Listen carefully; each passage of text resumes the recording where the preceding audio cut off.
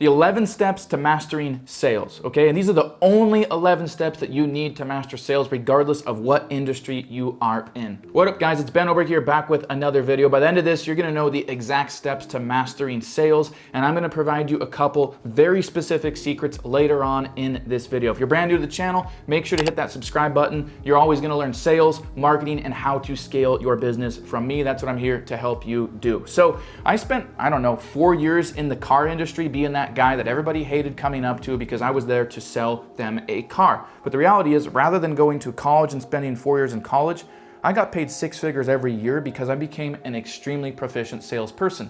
And those very skills, the 11 that I'm going to be teaching you today, are the exact skills that enabled me to start a company that now has 25 employees and makes multiple millions every single year in profit. Okay, so what is step one? It's called your meet and greet. Now this looks different depending on if you're doing digital sales or it's via Zoom or if it's in a brick and mortar environment, but your meet and greet is essentially that first few seconds of you having the very first interaction with your prospects or your potential customer.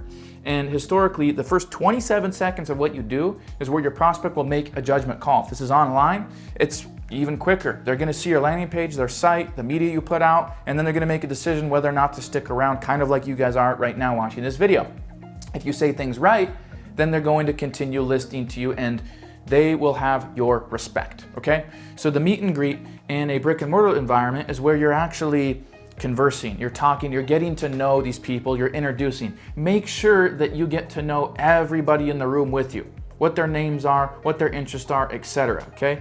The second step is what we call fact finding. This is super important, and you never want to go multiple steps in without covering your first steps, okay? If you ever end up having a problem in your sales process, it's because you missed something earlier on in the deal, earlier on in the sales process. So you got your meet and greet, introduce, get to know everybody, shake hands, remember their names. Do not say you this and you that, okay? Always address by name and always make eye contact because now they feel that you are paying attention. It's the same on Zoom, it's the same on phone calls, okay? If you're talking with somebody in a digital environment, make sure that they hear your tonality, okay? Put some pizzazz in your voice, put some spice in it, okay? Have some flair, have some personality, don't be monotone. Monotone people don't make it in sales. Your second is your fact finding, okay? Your fact finding is where you need to figure out what is it that they're looking to achieve, right? I came from the car business, so obviously some of the questions that I would ask is, what are we here to achieve today? What's your goal for today's visit? Is it certain, and then I would follow that with certain questions to kind of poke and figure out what the goal is. Is there a certain vehicle we're looking for? Are we upgrading? Are we adding a vehicle to the household? Are we gonna be trading in? What's the goal that I can help you accomplish today, okay? You have to figure that out regardless of the environment they're in. What's the problem they're facing right now? What are they looking to solve? What do they need out of it with the thing that they're looking for, the product or service that you're potentially providing, okay? That's your fact finding. You have to understand that, okay? Once you have fact found, you wanna recap. You always wanna recap. If you recap at each step, you're gonna be able to go further along into the deal. So when you're fact finding, you just wanna go, okay, so if I'm understanding Bob correctly, this is the thing that you're looking to solve. It's gotta have this, this, and this. You wanna make sure it doesn't have this. Is there anything else I'm missing? Bob says, nope, that's it. Okay, we can move on to the third step. And the third step is landing them on your product or service. So let's say you're in a service-based business, you offer a few different services. By now, this is where a lot of people, this is the number one, this is the first secret I'm gonna give you, this is the number one mistake salespeople and CEOs make when they are going through the sales process. They'll get to this part and they'll just show people a bunch of product or a bunch of service. That's not how professional salespeople work. If you wanna master the 11 steps you need to the sales process, this key secret here is going to save you so much time, so much money, and so much effort. Only introduce to them the product or service that's right for them.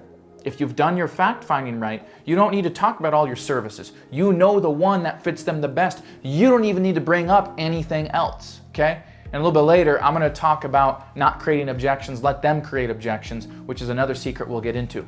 So now that you're on the right product or service, you're only focusing on one. Don't bring up two, don't bring up three.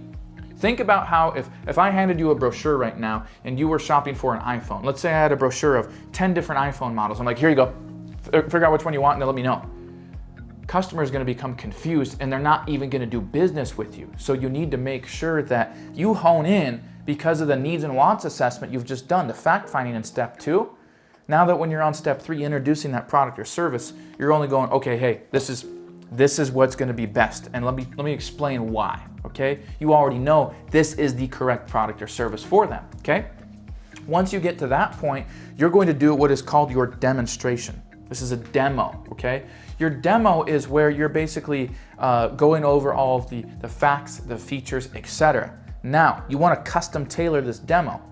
You don't want to be talking about some features that are not relevant to that particular prospect. So you got to know who you're dealing with. Are you dealing with an analyzer, somebody that's data-driven and all about facts? Are you dealing with somebody that is cohesive to storytelling? Are you dealing with somebody that cares about performance but doesn't really care about the ins and outs and intricacies, just wants to see how this thing does, how the car performs, how the software performs, what the product looks like when they put the makeup on, and what their face is going to look like after they use this blush or this makeup or this foundation, right? They don't care about how, they care about the result, what it looks like. So know who you're in the room with, on the phone with, in that brick and mortar environment, on the sales floor with. If you know that, then you can custom tailor your approach, your demonstration, all right, to what it is that they want. Now, if you do that correctly, what they're going to feel is that you have essentially custom tailored your entire sales demo to them. They're going to feel really listened to. This is your time to put little facts and information and things that they mentioned earlier on about what was important to them back into your demonstration. Okay? Step 5 is your write-up. Your write-up is where now we're making sure the shoe fits. This is where you're starting to ask closing questions, okay? It sounds like if we can make sense of it for you today, this is something that you'd want to go ahead and do, right? Okay, it's much better than saying, are you here to buy it today? Do you want to make a deal? Are you going to purchase it? You just sound like a stupid used car salesman idiot, okay? So the way that I frame things is by making it direct enough, but easy to lay down without it being uncomfortable. So I'm doing the write-up now is what we're calling this step. And the write-up is where I really want to lay down verbally. Maybe you stencil things out and you're, manual here. Maybe you do everything digitally. Maybe this is just a verbal conversation. But the point of the write-up is to get mutual consent that they want to move forward if all things look correct to them, okay?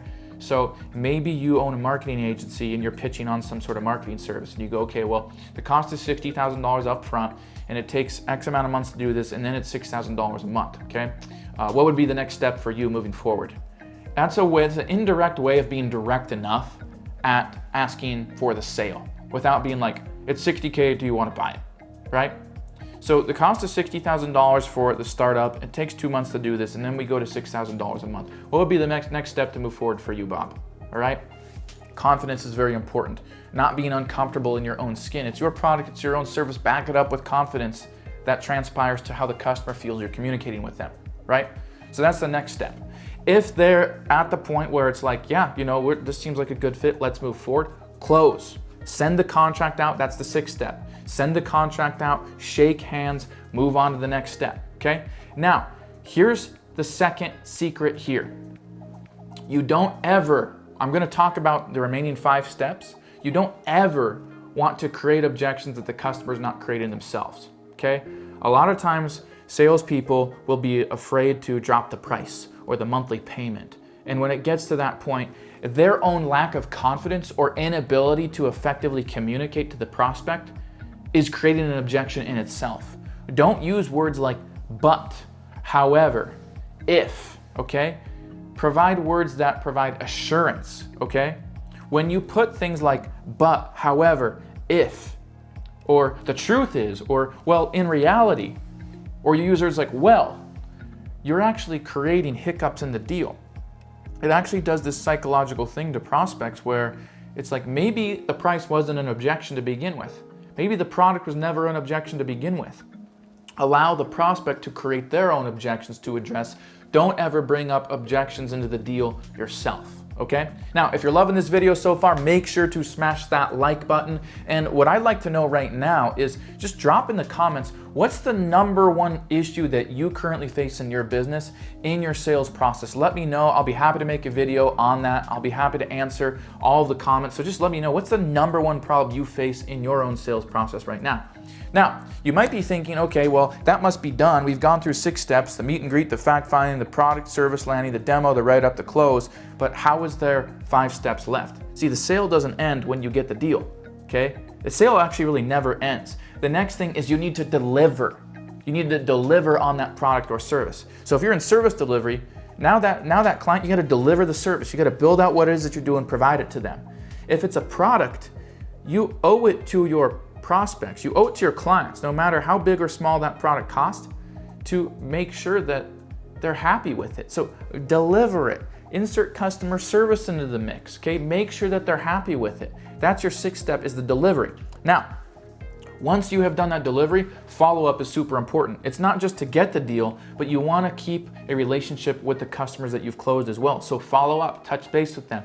Birthdays, holidays, check in. How's the car going for them? How's the marketing going for them? How's the landscaping that we're doing, the lawn mowing that we're doing every week in the summer going? What do they like? What can we improve on? Is there anything else that we can help them with? Is there something that we missed? Follow up, keep that relationship open. And it doesn't always have to be about the deal or about the product or service they purchased. Just light touches, touch base. How's life? Have you gone on any vacations lately? What are you doing now? Oh, great, that's awesome. How are your kids? How's your husband? How's your wife? That's great. Happy birthday to Bob. Keep that follow-up going. Follow-up is super, super critical, okay? And that's your 7th step. Now, after you've done the follow-up, you also want to make sure that they're getting results. So 8th, ensure that they continue to get results. Ensure that they continue loving that car. Ensure that they continue getting results with marketing. Ensure that they love that makeup. Ensure that they love the results they're getting in the gym because you are their personal trainer. Ensure results. Because when they have results, when you've built that relationship up, when you're following up, you know what it allows you to do next? It allows you to create referral business. You're now on the point where they've bought the product, you followed up, they've gotten results, you now earn that 10th step. You earn the ability to get referral business from them. You are now in the right to ask Bob, hey Bob, I know we've had great experience together. It seems like you're really loving the product service that I'm providing you. I'm wondering, who else do you know that we can extend the exact same service, the exact same favors to? And don't stop there. Go, Bob, give me some names. Who can I call? Who can you, as a matter of fact, introduce me to right now, Bob? Like, just make a text intro right now. Who comes to mind? If Bob won't make a text intro or he can't think anybody, hey, Bob, okay, give me some names and numbers and emails I can write down now. People that wouldn't mind me calling or reaching out and just touching base with them, just making an introduction. Your referral business is going to be one of the small sales cycles that you ever have because it's coming from somebody that's already had trust with you. So it'd be like, think of the last thing that you bought that you had a really good experience with, okay? And then your friend you know down the street or that you talk to all the time probably would benefit as well. If you introduce your friend to the salesperson that you bought that product or service from, that relationship is already on the salesperson's side of the fence. It's not like dragging somebody over from the other side of the teeter-totter, dragging them in the middle and getting them to convert on your side as a salesperson. They're already on your side. So the sales cycle is shortened. So ask for referral business. Now, the last and final step is your upselling, okay? You want to do this thing called creating LTV, lifetime value. Lifetime value means we're increasing the value that customer is worth to us. Now, the more we increase that value, especially if you're a CEO or owner and you run a company, the more we can spend to get that customer. Because if all the salespeople, if everybody in your organization is upselling and creating that lifetime value, increasing that customer's worth to the business, it means you can pay more, thus creating more scale, thus getting rid of your competition because you can pay more to get the same business they're getting because your customers are worth more to you. Go in for upsell opportunities. Always be looking at all your customers. Who could be another value add here? What other service or product could be complementary or supplementary to what they already have? Maybe they're in need of another vehicle. Maybe they're in need of this. Maybe they have a friend or family member that also needs a gym membership. Maybe they have somebody else that they want trained in the gym. Maybe they have somebody else to do this. Maybe somebody else needs haircut in their family. Look for the upsell opportunities, okay? So it's Ben Oberg here with the 11 steps and the only 11 steps. I have 10 fingers. 11 steps that you need to mastering sales. If you get down these 11 steps to sales, you're going to be able to scale your sales profession. You're going to be able to scale your business. As a matter of fact, if you're a CEO, give this video to your salespeople, have them go through it. And again, I want to know in the comments, what's the number one issue you face right now in your sales process? I reply to the comments, smash the like button, make sure to subscribe. We'll see you in the next video.